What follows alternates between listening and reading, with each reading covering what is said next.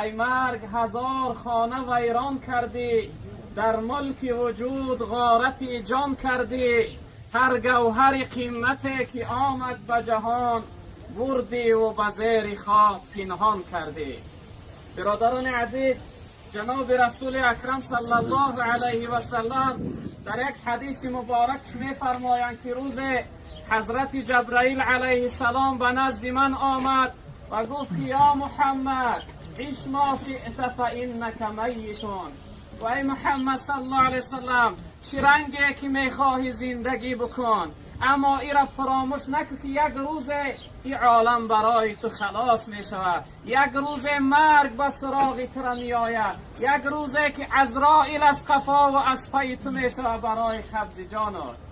یعنی که هر یک کدوم ما و شما برادرای عزیز، وقتی که در مراسم جنازه جمع آمدیم، باید که مرگ خودمون به یاد بیاریم. باید فکر کنیم که اون لحظه که ما را در درون این چارچوب میارن و مردم جمع میزنن برای جنازه ما، در کدوم حالت هستیم، به کدوم حال به نزد پروردگار می رویم. آیا به طاعت و عبادت و بندگی، یا اینکه به دست خالی و بروی سیاه؟ باید حرکت داشته باشیم. در این لحظه های زندگی ما و شما باید که آخرت آباد کنیم. رسول اکرم صلی الله علیه وسلم میفرمایند و یؤتوا من الموت، هر یک کدام شما دنیا برای مرگ آمدگی هسته، برای مردن آمدگی هسته. همه وقت همیشه در فکر در یاد مرگ باشه. همه وقت همیشه مرگ خودتون به یاد بیاره تا اینکه شما را از غفلت بیدار کنه، از غفلت هوشیار کنه.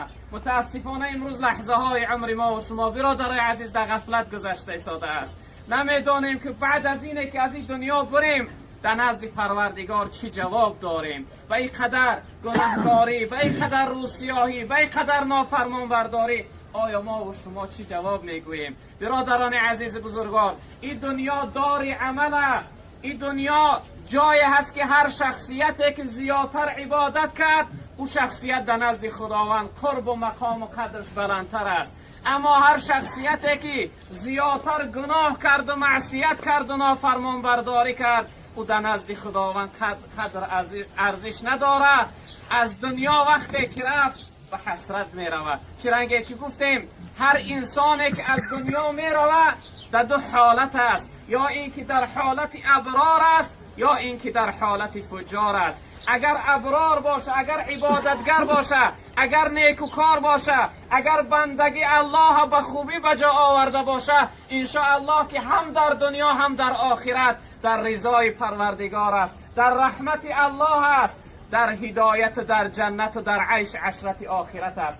اما از جمله انسانهای بدکار باشه، از جمله شخصیتهای نافرمان بردار باشه، وای به حال او شخصیت که هم در دنیا خار و ذلیل و رسوا و بدبخت و بی‌قدر هست، و هم در آخرت از جمله انسانهای بدبخت است. برادر عزیز و بزرگوار، ما یگان کسی ما نمیدانیم که کدام لحظه مرگ به سراغ ما می آید. باید همه وقت همیشه تیار برای مرگ باشیم. چرا که خبردار شدیم شخصیت بیمار نبودن، ناگاه دلشون از کار مانده است و عزرائیل به سراغش آمده است. نشود لحظه گناه باشه که عزرائیل به سراغت بیاید، نشود لحظه معصیت و نافرمان برداری پروردگار باشه که عزرائیل به سراغت بیاید. وای به حالتی اون لحظه نزد پروردگار رفتی چی جواب میگویی؟ اما اگر در عبادت و بندگی در فرمان برداری باشی، انشاءالله که جواب داری. برای هر یک کدوم ما و شما برادرای عزیز، لحظه های عمر غنیمت بدانیم. غافل نباش بنده که عمرت دوباره نیست. ذکری خدا بگو که از مرگ چاره نیست. در راه حق بکوش که فرصت غنیمت است، زیرا که روز مرگ به کس آشکارا نیست. هیچ که روز مردنش نمیدونه. خداوند در قرآن میفرماید استعیذ بالله قل ان الموت الذی تفرون منه فانه ملاقیکم. میگه ای مردم، شما مرگ میگه، مردن میگه، از مرگ میگریزی. گریختن از مرگ چه رنگه برادر عزیز؟ وقتی که بیمار شدی در حال نزد یک طبیب میروی که یعنی دردی تو را تبابت کنه، یا اینکه نزد یک داملا میره که دعات بخونه چون که درد تو دور شوه و مرگ به سراغ تنه، یعنی هلاک نشی نموری. خداوند میگه شما مرگ میگه از مردن میگریزی، فانه ملاقیکم. علاج نداره، یک روز مرگ به سراغ شما را میآید، یک روز مرگ شما را دریا میکنه.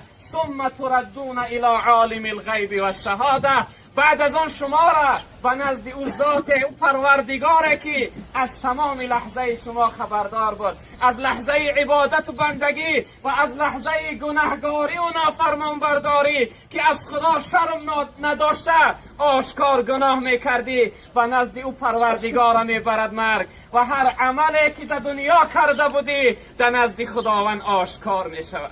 اگر عملی خوب باشه انشاءالله جواب داری، ثواب داری، عزت داری، فضیلت داری، حرمت داری، بخت و سعادت دنیا و آخرت داری. اما اگر عملی بد باشه وای به حالت که عذاب داری، عتاب داری در نزد خداوند، در قهر و غضب پروردگار.